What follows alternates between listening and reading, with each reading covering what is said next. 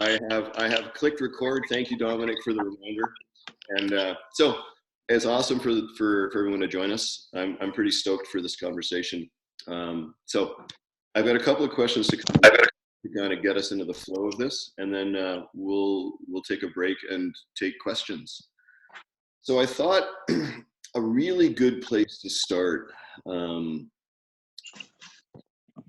was with a frank question that I didn't ask this afternoon, but I'll do now. And that is, was Sid enlightened? So in your experience with Sid, was Sid enlightened? And who was Sid in your own words? Was Sid enlightened?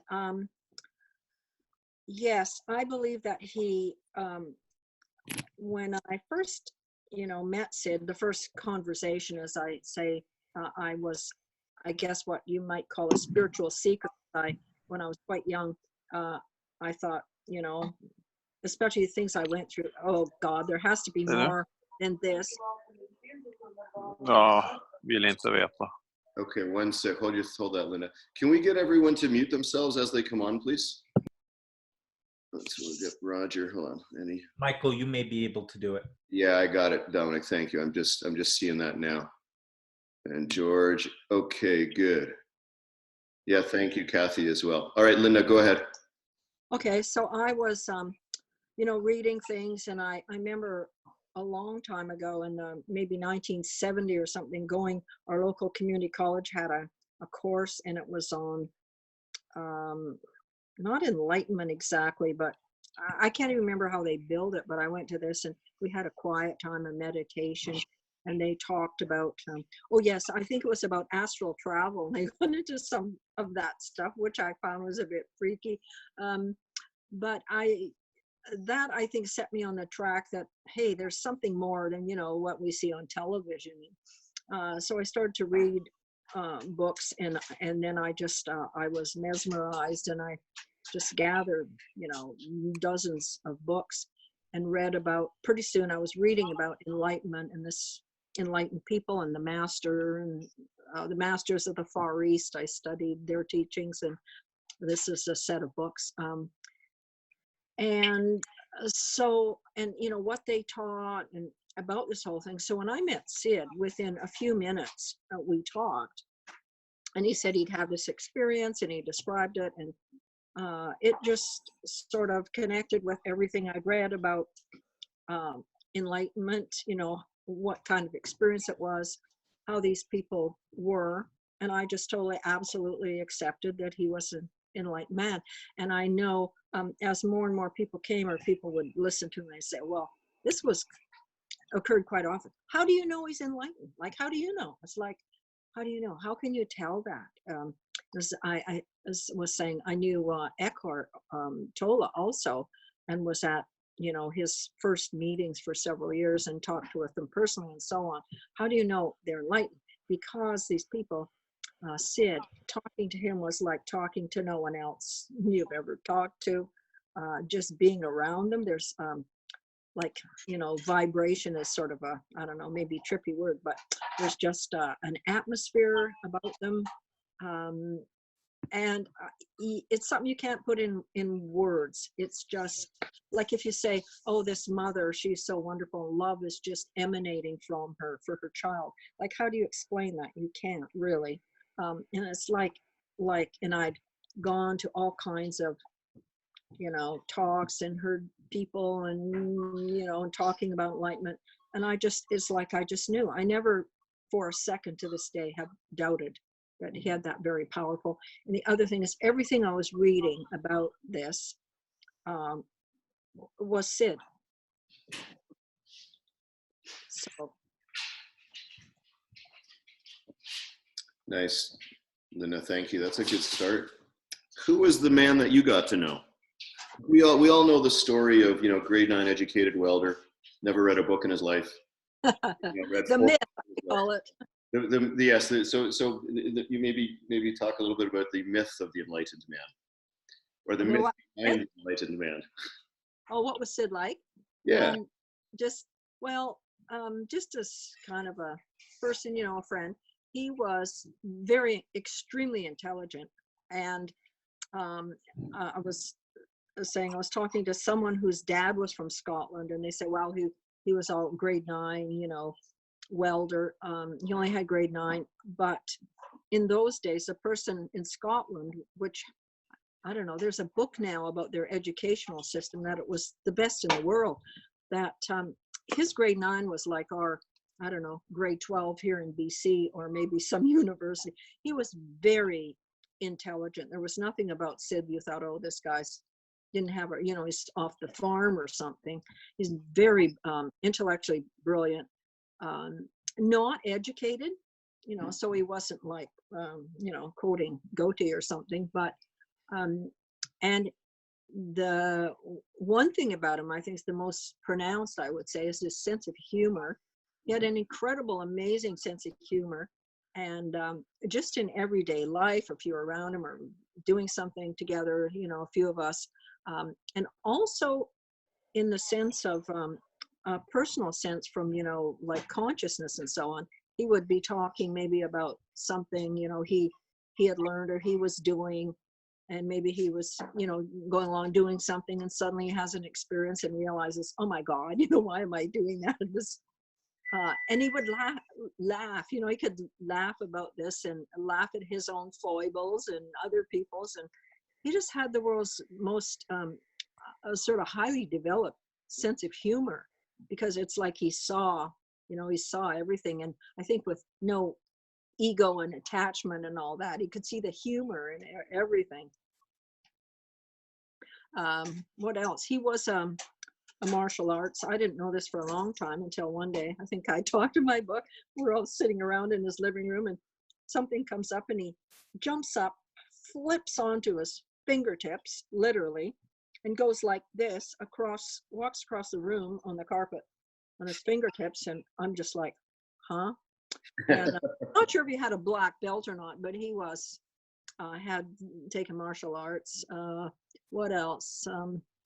He loved everything. He loved movies. You know, in those days, there came to Salt Spring what we called the video ramp, and hundreds of videos, and we watched movies together, you know, the small group of us that were really good friends. He loved movies. Being his all-time favorite movie, I think he made us watch it 10 times, was Being There with Peter Sellers, which is similar to Enlightened Garden, you know, sort of something who says the most wise things. He loved movies. He loved going for walks. We walked our dogs in the woods together, and meals, potlucks. In those days, I laugh now, Bill and I laugh. The big thing was, what do you call it? The pot of oil and the Fondue. Fondue. Yeah, this was, we all sat around, you know, carpets on the floors, sort of hippies always sat, and fondue, always having a meal together. And it was just a wonderful time. And Sid was up for anything, you know, have contact, you know, just a good time together, warm feelings, family, great family man, you know. So, Linda, it sounds to me like you're almost describing the relationship that someone would have with a friend. Can you share a little bit about, you know, sort of first encounter, where you were at before you met Sid, and then a little bit about... Okay, well, the teacher enlightened part of it, there was that other part, of course, yes, and there was always in all of this friendship and so on, I have to say, a total, absolute, myself and others, absolute respect for Sid. It's like there was, I don't know if it called it a separation, not a separation, but like an understanding that this man was different, unusual, that he was coming from a totally different place, you know, in consciousness than, for instance, you know, myself. Where I was at is, I tell my book, I was, I think from a young age, you know, maybe because of my background, I went to convent school for 12 years. So an hour of religious teachings every day, every single day of my life. And most of it was sort of this, you know, about sin and guilt and things like that. And I left the church. Actually, I got excommunicated when I was 18. I got married to a Protestant boy and I got excommunicated. So that was that. But and then I was on the spiritual path, and as I look back now, I think I had a sort of a not traditional, but the sort of the dark night of the soul thing, where I'm sort of lost, and and I get divorced quite young, and I meet Bill, and everything should be wonderful, and I'm always partying, and I have lots of boyfriends, but it's like have a beautiful home and a brand new convertible, a great job, make lots of money, beautiful little boy. But it's like, is that it? Is this it? There's got to be something more, and so I'm like looking for something, and I end up at psychologist. So I'm unhappy, I'm depressed, there's this, I guess, this sort of hole in my life, and I get, oh well, they can't help me, they send me, I think they don't understand what I'm talking about, or I get sent here and there. I end up in a mental hospital, and they sort of say, well, they don't know what's wrong with me. And it's quite tragic. And I have, shock treatments. They put me on, I'm on 5 or 6 medications. They tell me I'll be on them for the rest of my life, that they can't figure out what's wrong with me. Because I think, well, yeah, they don't understand people like us who are looking for that other something. And they thought perhaps I'd had a horrible trauma in my, early childhood. Maybe I'm 3 years old and I can't or won't bring it to conscious memory, but I'm this sort of typical, really, pitiful sort of mental patient. And I spent a couple months in the hospital, and they send, give me all this medication, send me home. And I go home and I take all these medications, and 6 or different ones a day, uppers, downers, muscle relax, and anti-anxiety. And I put them all in a pile, and I dump them in the toilet. No, I'm not doing that. And I'm never going back there. But it's like, but what? And then I'm right about, I don't know, maybe that day I come to this, I see an ad in the paper, this person looking for students and wanting to share, his, I think I quoted it exactly in my book. And so I phoned up, and the Scottish brogue comes on, and come on over, dearie, have a cup of tea. Apologies. Are you gonna? Nope. Carry on. Oh, over I go, knocking the door. There's meet Sid and Barb, and we'd sit around, chat for a while. I don't remember really what we talked about or anything, but I know when I left, Sid told me about his experience, and that his family, it was so startling that his family suggested perhaps he go to the mental hospital. He was delusional and had lost it or something. And his wife, she said, I don't know what happened to him, but if this is crazy, if he's gone crazy, I'm all for it. He is so much happier, kinder, amazing. This is okay with me. And when I went to leave, he said, and I was thinking I'd come back, and here I am on Salt Spring in the woods, and my little cottage, and I'm thinking, what am I going to do? I know nobody here. I have no friends, no jobs. And I thought, oh, I know, I'll write a book about my experience, because I always wrote when I was little, even stories, poetry. I'll write a book. So the day I left Sid, I can see this still in my mind's eye. We're standing at the door, and he said he was thinking of writing a book about his experience. And I said, oh, I'm thinking of writing a book too. And he didn't hesitate for a second. He said, Linda, we're going to write one together. I said, okay. He said, come back tomorrow. And there we were off. So it's just, who can explain it, That's beautiful. Thank you, Linda. I have one other question, and maybe we see if we address that, and then we'll open her up. And I hope this isn't controversial in any way, but are the teachings are the teachings around the 3 principles now, are they the same? Like, Are they the same as what Sid was teaching, or how have they changed? How have they differed? Well, this is a difficult one because I think I was thinking about this. Like someone asked me a while ago, well, what did Sid? Similar question. What did Sid teach? And it's like, well, nothing like.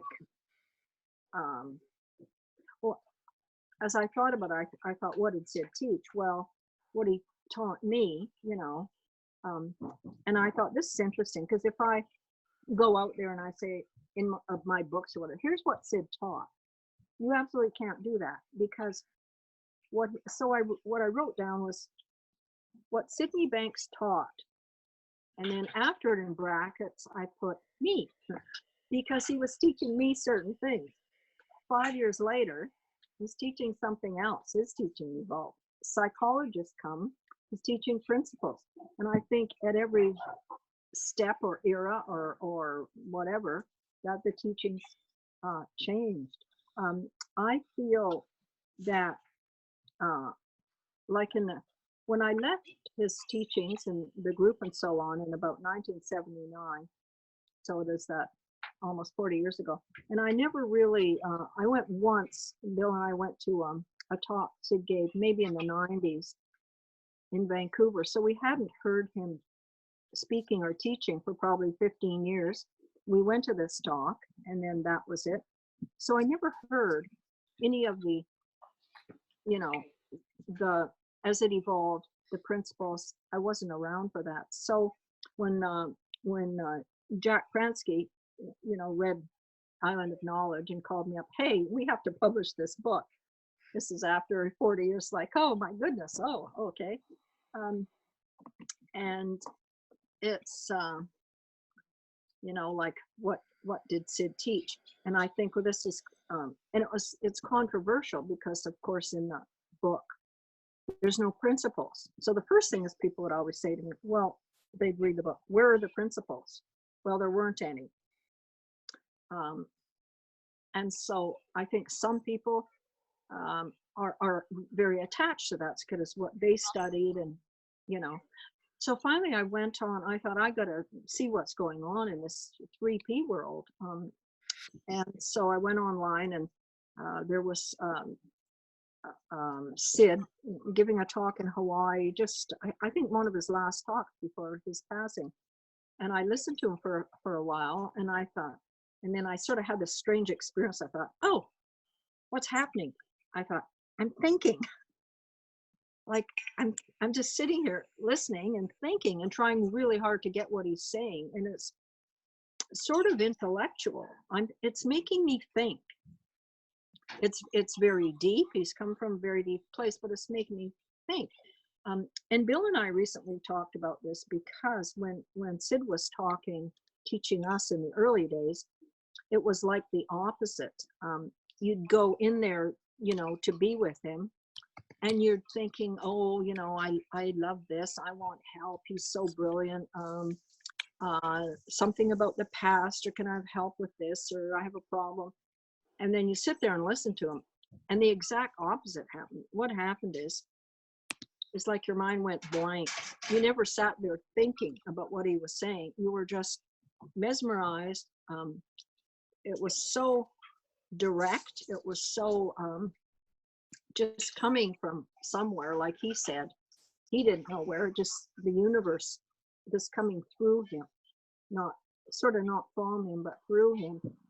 And we would just like sit there, no thought. And that was a term Sid used really a lot. He talked a lot about no thought. You would literally be sitting there, no thought. I guess a way of explaining it in those days is your mind was blown, and it never, I think, occurred to me to sort of think, oh, what is he talking about in that sense? It was, you just sit there mesmerized and you get up and walk out. And when Bill and I talked about this, it was interesting because we thought what happened is you would just be brought right into the present.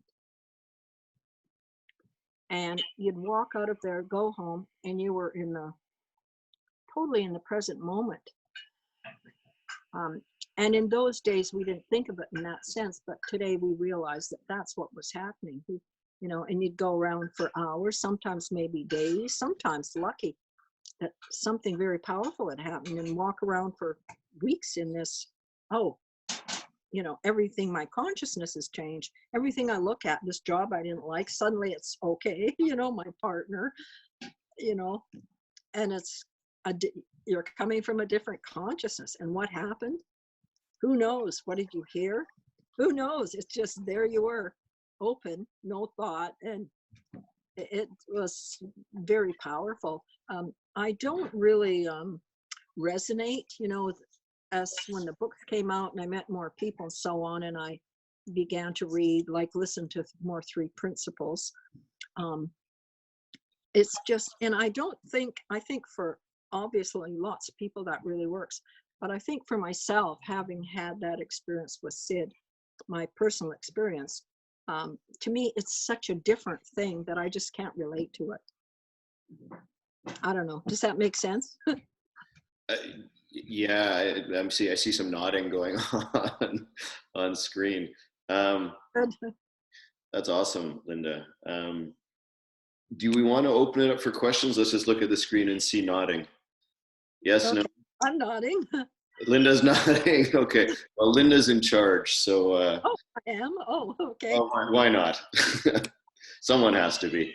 Okay, charge. So if we have questions, I'm looking for the raise your hand feature, which I can't find. So if anyone knows where that is. Participants, you'll see it. Say that again, Dominic? Click participants and something will pop up and you'll see people's hands. Oh, look at that. All right. Well, if anyone has a question, we can use the raise your hand feature. Thank you. Or you can put it in the chat bar, or you can just start talking and we'll figure it out. I have a question. Jessie Lynn, go for it. Hi. Hello. Hi, Linda. My question kind of follows on Michael's. Something that really hit me at the end of the encounters with the Enlightened Man is when you're talking about when you saw him speak after you hadn't seen him speak in quite a while. And he asked you what you thought of the talk, and you had said that you were kind of the questions that were being asked, and then you said that you thought there would be like something more silent, and he said that they didn't get the silence. Yes. To me, that just that sat with me. It sat with me ever since I read it. In a positive sense. Yeah. Right. So was there something that stuck out for you when he said that? Was there something you could see in the difference of the talk that you had seen then versus the talks maybe that were more intimate in his living room? Or Well, the talks, and as I was saying, I went to Catholic school for 12 years and Mass every Sunday. And of course, when I was, you know, sort of excommunicated, I never, and to this day, I haven't really been, you know, a churchgoer. But I went once to a wedding of a relative in the Catholic Church, and it was a very sort of solemn, you know, typical Catholic wedding in a big cathedral with, you know, I think the Mass, the incense. And I had a very powerful experience, and I thought, something sort of came over me, and I thought, I've had this experience before, like when I was growing up. And the Mass, it's a very solemn and sacred thing, and where, I don't know how much you know about this, but there's the host and they bless it, and it's like this represents, you know, the Christ, and you know, everyone goes dead silence, and they ring the bell and they have incense, and it's this incredible thing. And I realized it was like in the early days, it was almost like that, sitting with Sid, because he'd start talking. We might start just chatting about the weather or what we were doing, but gradually we'd get around to, you know, it and questions from our small group. And Sid would start to talk, and he talked, and he always said, you know, this is coming like through me. And often, and he loved questions, because he said those questions would make him go beyond mind. It's another term he used a lot, beyond mind. And he'd find himself, he'd say, you know, you guys are hearing this for the first time, and so am I. And he would talk for a while, and he would go into this kind of sort of, as he got into this, you know, just, you can, I don't know how to explain it even, it's just coming through him, and it's the most incredible stuff you've ever heard in your life, you know, whatever it was about, like life or, you know, working or something. Like he'd talk, and then he's seeing it, he's coming from that different consciousness that none of us had experienced, and it would be in that room complete silence, quiet, and I experienced, this is like in the church for me, those sacred moments. There's something so incredible about this. Here is this truly enlightened, illumined mystic, you know, sitting here in front of us speaking about, you know, life, whatever, and how incredible and how powerful it was. And it was life altering for all of us. And to me, it was a sacred, it was like being in church. It was, for me, that feeling was something so special, so sacred. And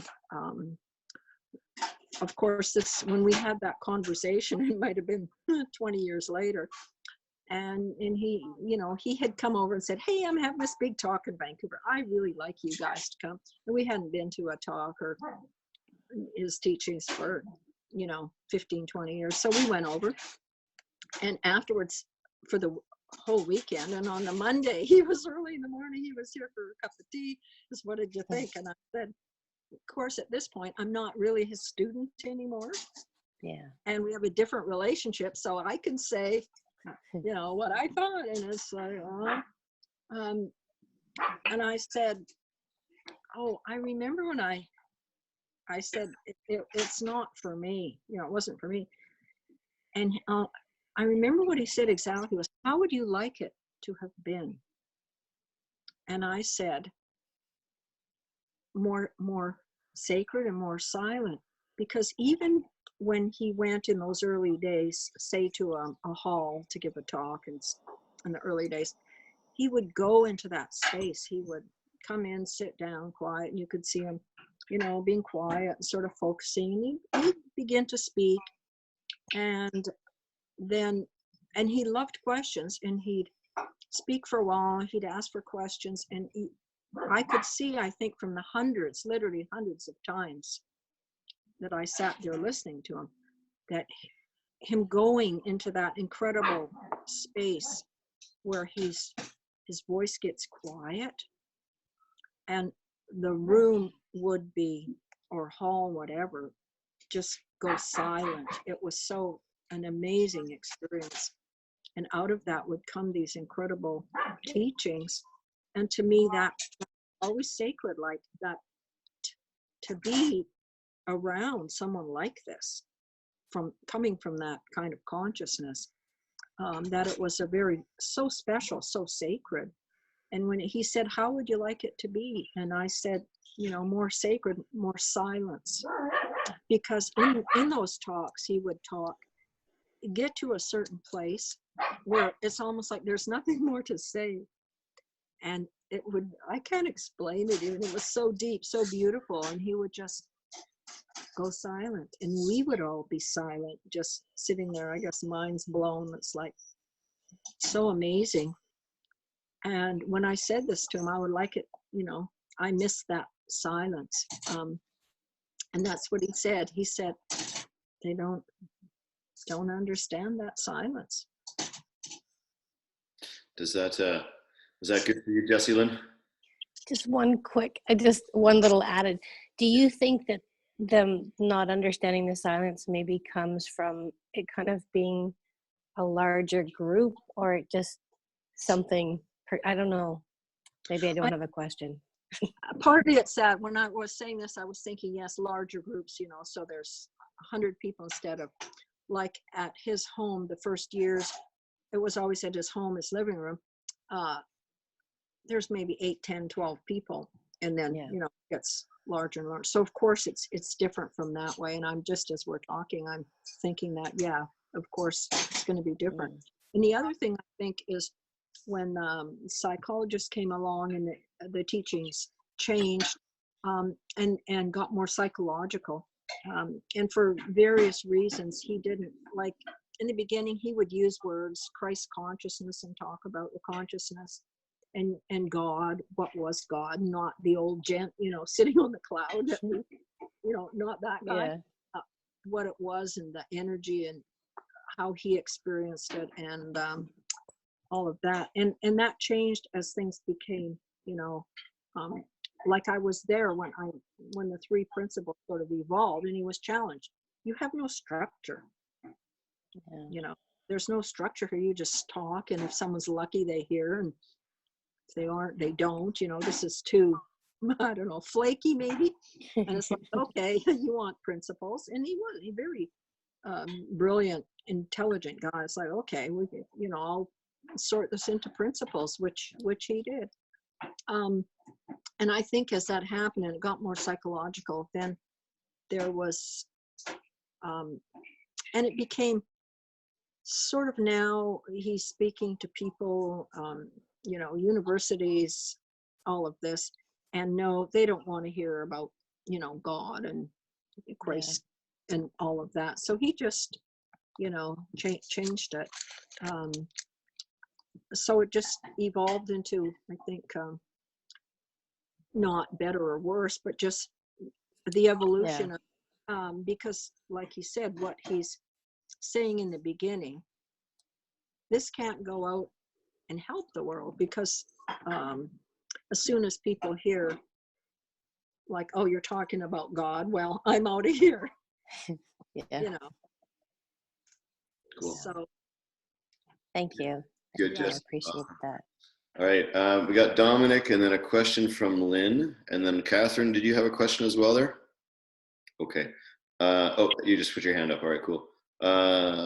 Dom. Yep, I've unmuted. Unmuted. Okay, go for it. Hey, Linda, how are you? Pleasure to meet you. So I'm just wondering if, that experience that you had with him and the teachings from Sid. So today, when you look into the community, and it could be the 3P community or more broadly in the world community, is there any teaching or anyone that continues to resonate with you at some similar level like that? Well, yes, it's quite amazing, because just down the road here, we're on what they call North End Road. We live up at the North End. Sid lived about a mile up the road here. And amazingly enough, Eckhart Tolle lives, just up the hill. And I heard recently that he is now, I always thought it was Dalai Lama, but he's now considered the, spiritual teacher, highest, in the planet, and so on. And that through a strange coincidence, it was a fellow who was a student of Sid's that I bumped into in town one day, years after. And he said, oh, there's this talk being held. This fellow I know from Vancouver, he's going to Victoria and give a talk, and you might be really interested. And it was Eckhart Tolle's, I believe, first public talk. So it was a whole weekend with Eckhart, 12 people, his first talk. So then he had another talk at a little resort up on Vancouver Island. It's about 25 people. Next talk is 50 people, 100 people.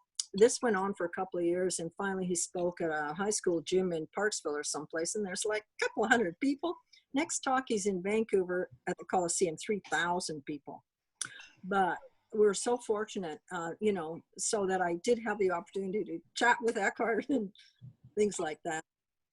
And he was, I said to Sid once, before his passing, after I'd met Eckhart and had this experience, I said to him, I forget what we were talking about, but I said, it's so amazing to me, because your teachings in the beginning, what you were saying, what Eckhart's saying, is like, it's the same thing, and I had really experienced that.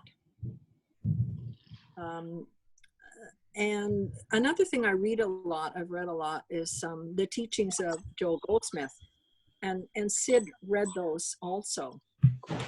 And he's been gone since, I don't know, the 60s, but I read someplace, some university philosophy department is studying all the teachings, say Tibetan Buddhism, one of the highest on the planet because of all the meditation and the practices. And the other one, you know, Joel Goldsmith, those teachings. And I've always read those and resonated with those. And to me, it's they're, you know, not the Tibetan Buddhism. I don't understand all the esoteric language, but with Eckhart, Sid, or people I've read, like Sid is right up there. And they're, to me, except for slight variance in maybe style or whatever, they're all saying the same thing. And Sid is, to me, right up there with those people. When in your book, I really noticed there was this thing about when you mentioned how Sid came across a book called, which you later figured out because he read it, I think he found it in a garbage dump, and he was reading the book, and it turned out to be The Science of Mind by Ernest Holmes. Yes. And then you quoted Sid, because you went up to him and asked what he was reading. You quoted him as saying, "There is truth on every page." And so I went out and got the book. And then much to it was kind of a humorous experience because I was flipping through the book and I was underlining as I'm reading it. And at some point I said to my wife and kids, I go, "Oh my God, there is truth on every page." And Oh. so, the book really resonated with me as well. But did you ever read that, or did you know anything about that? And I don't know. Totally. Because Sid found the book, and I think it was Jim Wallace who wrote, and I was glad he talked about that book too, you know, so whatever I would say was, you know, it's like, yeah, he's agreeing that this happened. Sid was, you know, at the dump, we called it in those days. Now, what do we call it now at the refuse? Recycle or? Yeah, it's very politically correct, but the dump in those days. And he found this book, and literally, I like that you're sitting there with your books behind you. And Bill said I should do that because I'm sitting there with my books at my book in front of me. I'll pull out here a book. This is Ulysses by James Joyce, one of my favorites.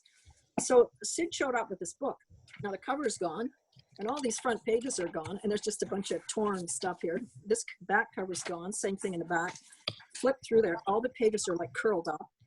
And this book is, talk about underlining. It's underlined everywhere, sometimes in pencil, sometimes in pen, little marks made.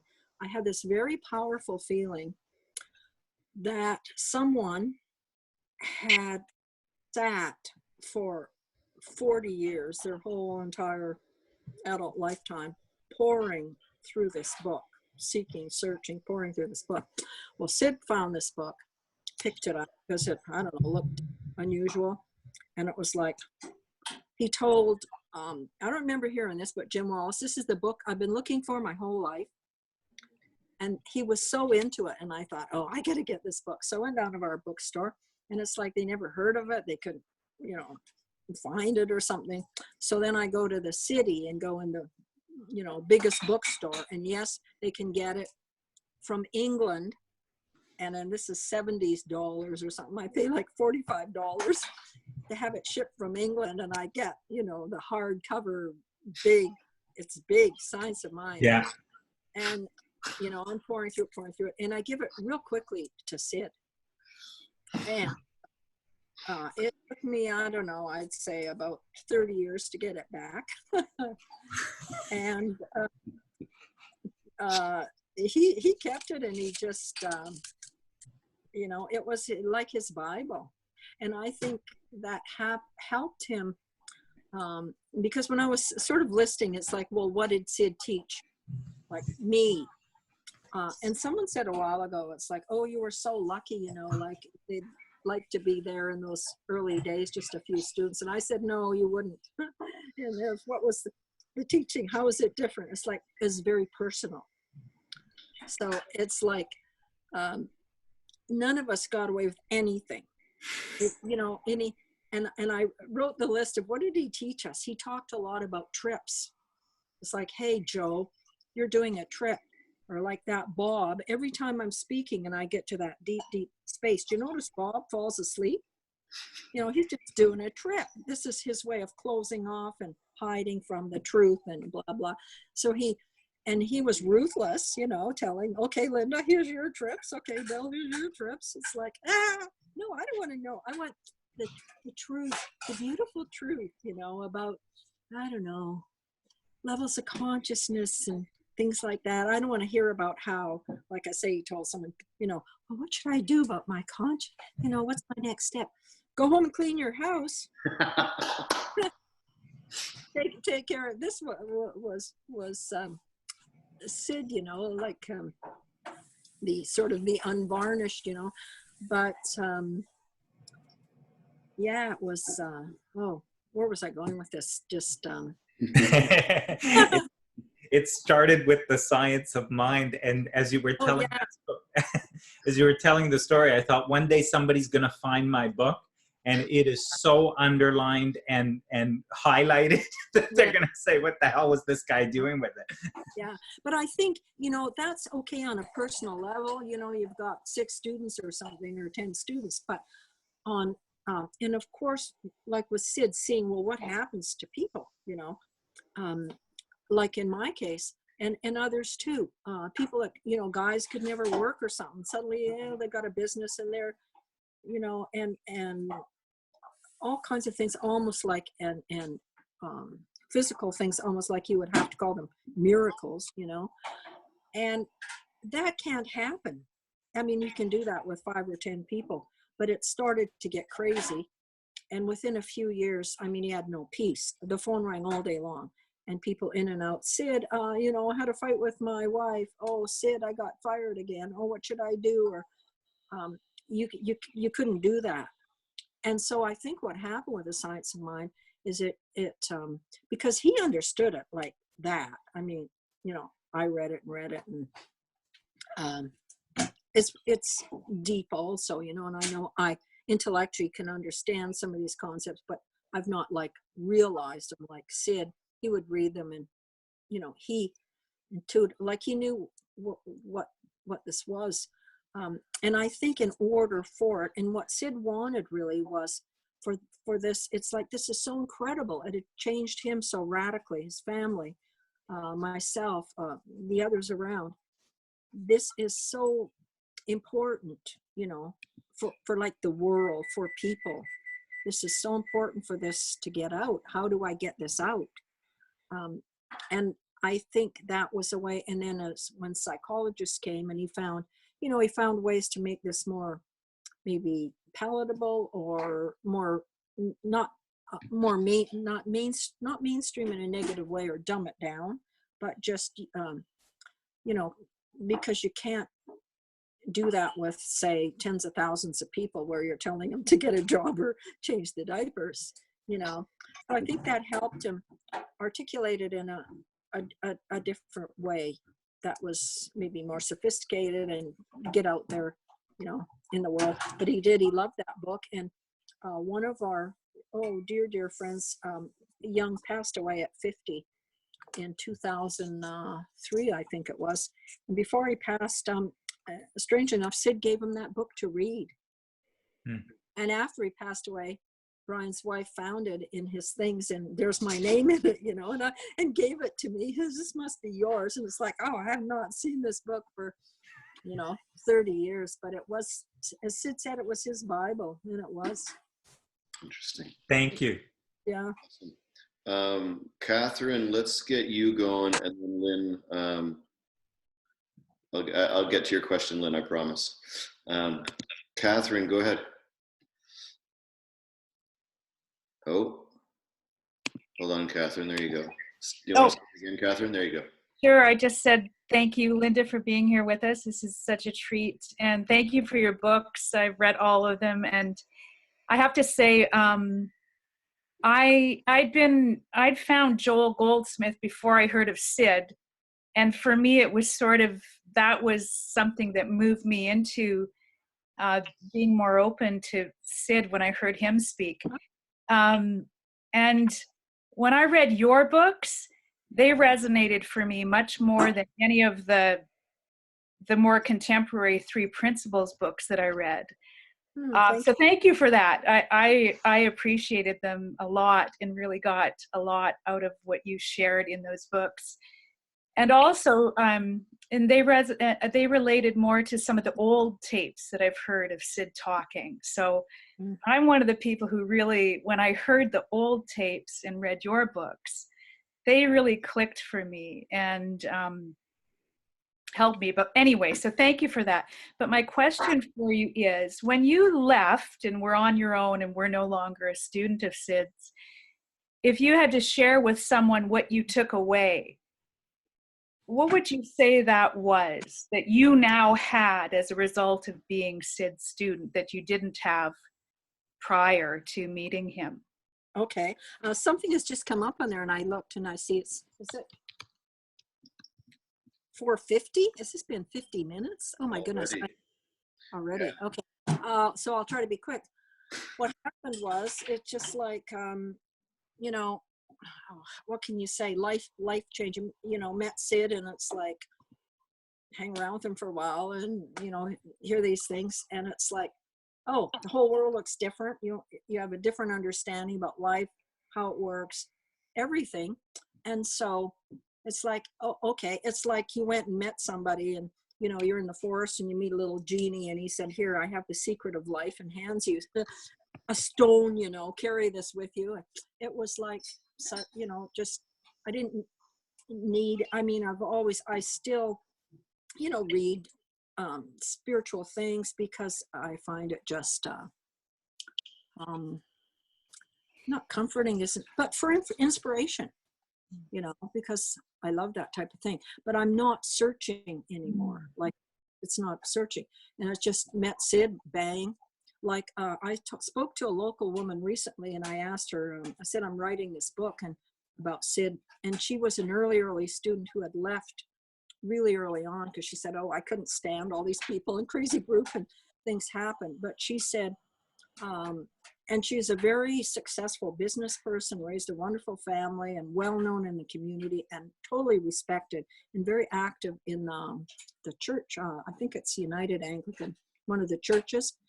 And she said to me, when I met Sid, it's like my life was going along like this. She said, I met Sid and it was just like this, went off in a different direction, changed my life. She said, I didn't want to, you know, be a follower and, you know, like that. And she said, what I did is just took that miracle and put it into my church. And she's quietly known for, you know, sitting with people, just a true Christian person. And I think I can't explain any quicker. That's what happens. You're going along. It's like, oops, you know, just all changed. And that's it. It's like, oh, you see, you hear, you know, you see. Sid was always talking about seeing, hearing, and it's just like the light goes on. Everything looks different. Beautiful. Thank you. Yeah. Thank you. Thank you. Okay, awesome. Thanks, Catherine. Just a quick one from Lynn. So Salt Spring Island is a fairly small community. Are you still in contact with Elsie and Chip and others who are still on the island? Let's see. Elsie and Chip probably, Elsie lives about a mile down that way and Chip lives about a mile down there. And there are others here from the early group. No, not really. We see each other in the cafe or something and say hi and how's it going? But I think because they went off into the, you know, like Sid, into the larger world with 3P, and we've always stayed here, you know, we're still have, you know, the chickens and things, the little farmers, and had a very local business. And we just have not, ever since, you know, I say, you know, when the night I got fired, we've never been really part of the scene, the 3P scene. And the other thing is that happening now with the books and so on, and people come here twice a year, a lot of people for the school, that Chip and Elsie have the school here. And very often they call us up and they phone us up, or they'll take us out for dinner. We had 4 people come in the fall and just wanted to sit around. They wanted us to take them to where Sid's place was and sit on that wonderful beach. And I said, well, you can't really do that because you got to walk over people's front lawns to, you know, to get there. But and we had a wonderful time talking with them. So we're sort of more back into the 3P world and like this kind of conversation. But no, we don't, you know, we have our own sort of life, and our son and daughter-in-law live down the road, and our grandson, and, you know, we have our friends and our, and we're still in touch with a few people from, you know, that original. Pam Beck, we were very close. She passed away.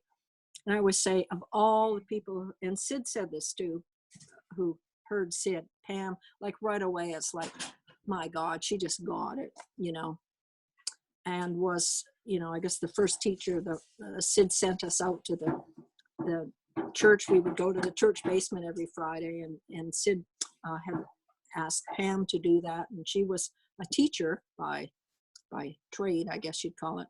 And so she was able to sort of share and pass that along.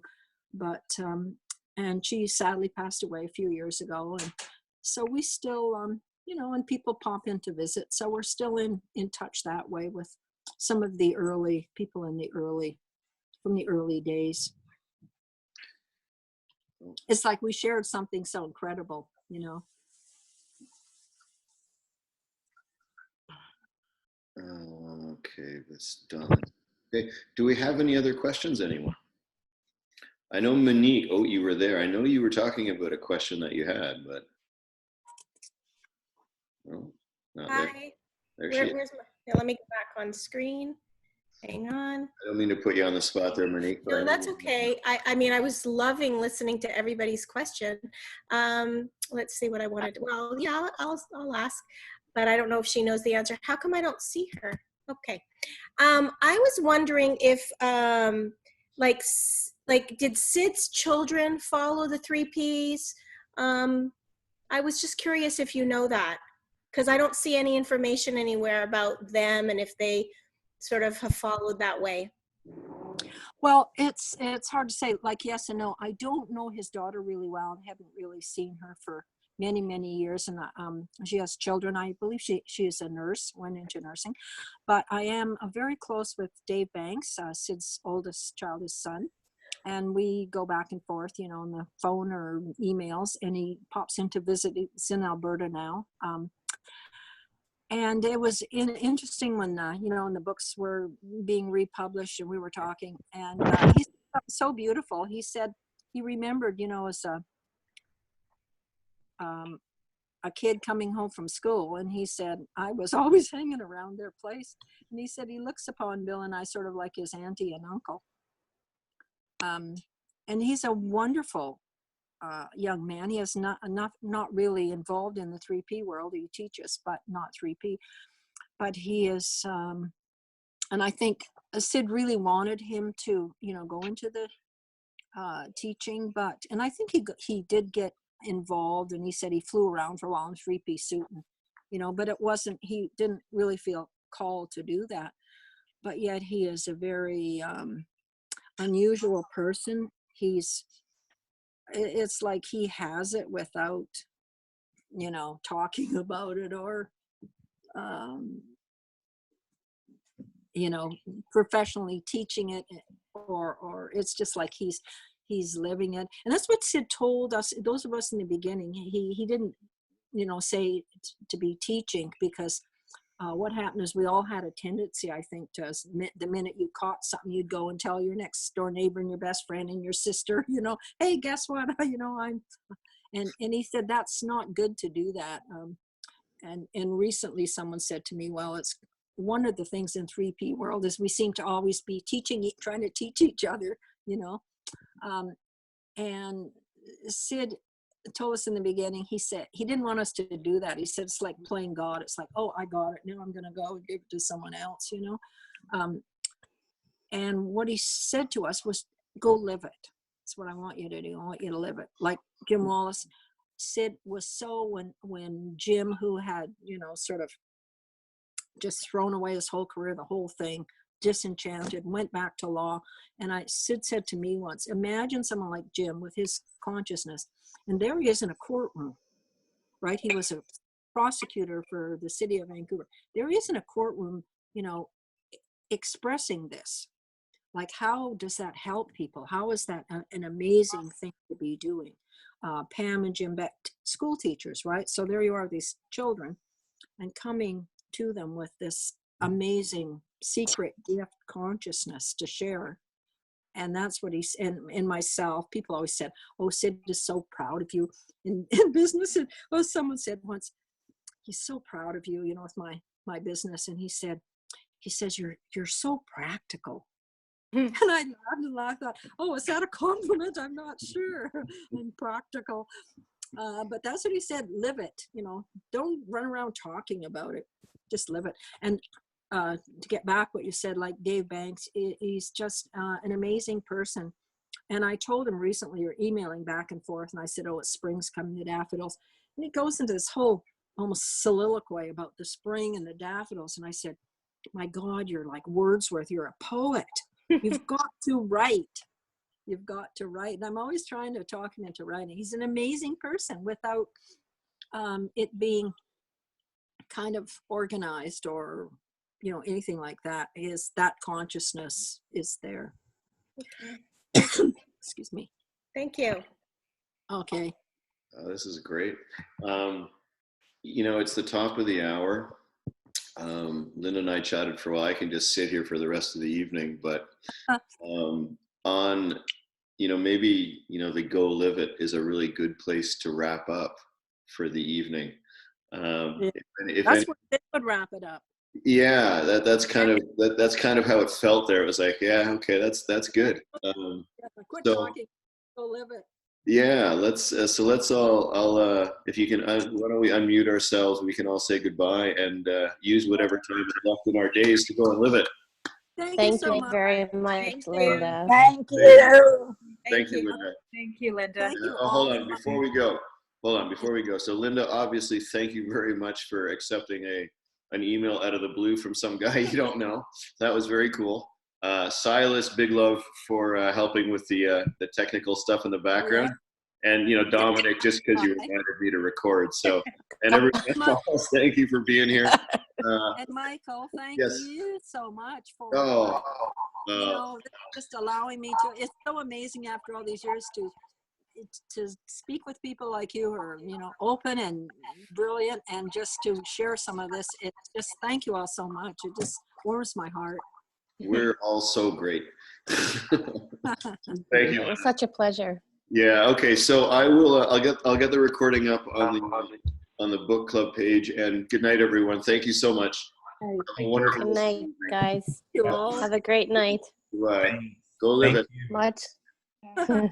Hey, this is the new slogan. Good night. I like it, Linda. I think you're onto something. Good night, everyone. I'm going to shut her down now. Okay. Bye bye.